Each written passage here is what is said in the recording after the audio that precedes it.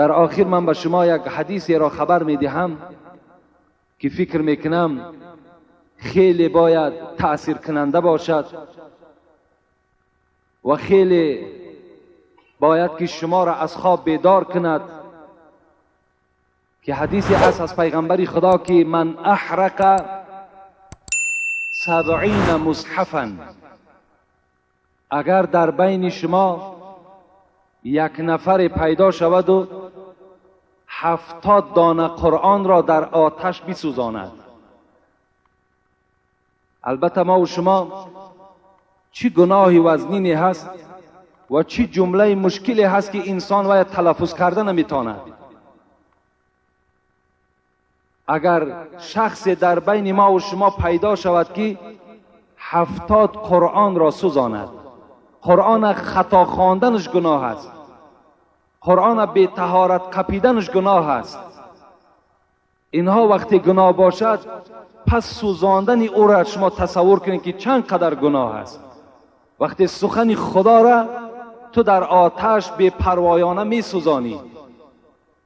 من احرق 70 مصحفا، کسی که اگر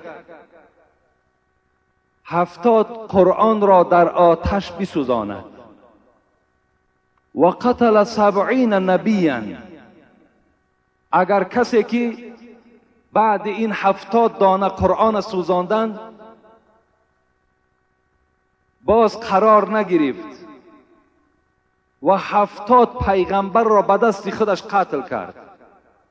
ببینید، یک آدم قتل کردن، و من یقتل مؤمنا متعمدا فجزاؤه جهنم خالدا فیها غضب الله علیه و لعنه و اعد له عذابا عظیما. خدا در سوره نساء میگوید اگر یک تای شما یک برادر مؤمن قتل میکنین، خداوند میگوید که این قاتل، این آدم کشه، خالدا فیها، من در دوزخ مخلد میگذارمش، میسته ابدی در عذاب دوزخ گرفتار میشود.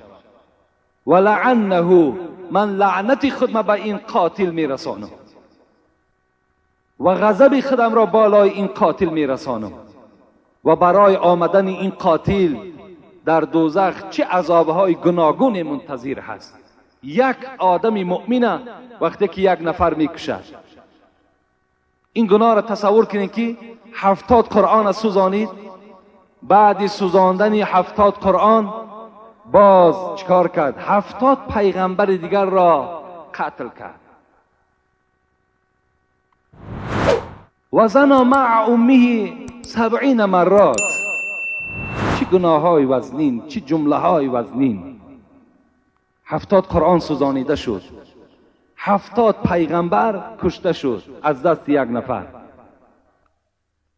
و باز این نفر 70 بار دیگر اگر با مادر خود خانه‌داری کند، 70 بار دیگر میگوید با مادر خود خانه‌داری کند. در دوام چی گفتند پیغمبر خدا؟ و افتز بکرا و افتز 70 بکرا به طریق الزنا. 70 دختر دیگر را با طریق زنا و اونها چیکار کرد؟ همخوابه شد. 4 گناهی که اینها را تلفظش مشکل است. گناه اینها دیگر حساب ندارد. 70 قرآن سوزاندن، 70 پیغمبر را قتل کردن، 70 بار با مادر خود زنا کردن، 70 دختر جوان بکاره چادر کردن. اقرب الى رحمت الله ممن ترک الصلاة. انا همین آدم به سوی رحمت پروردگار نزدیکتر است از آدم بی نماز دیده. انا همین آدم به سوی پروردگار بر رحمتش نزدیکتر است از شخصی که نماز نمیخواند. تصور کنین گناه را ببینید. 70 قرآن میسوزانی، 70 پیغمبر قتل میکنی، 70 بار مادری خود قتل زنا میکنی، 70 دختر قتل زنا میکنی. باز بر رحمت پروردگار تو نزدیکتر بوده است از شخصی که نماز نمیخواند. از این دیگر گناه مشکل برای آدم بینماز نیست. اگر کسی که بینماز است و این صدای ما را میشنود و اگر این سخن پیغمبر برای وی تأثیر بخش باشد، باید که برای گناههای پیشینه خود گریه کند، برای گناههای پیشینه خود غمگین شود و در حال تعلیم نماز گرفته نماز ادا کند. این حالت در بندگی او در نزد پروردگار ظاهر می شود.